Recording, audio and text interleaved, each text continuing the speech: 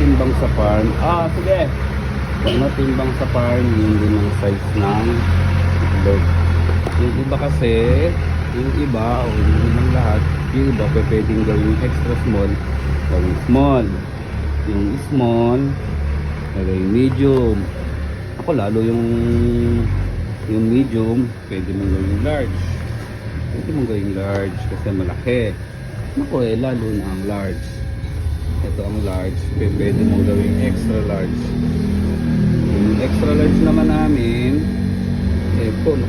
jumbo na sa iba to.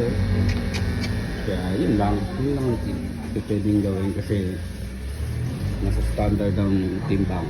Sukat, hindi binabago. Thank you.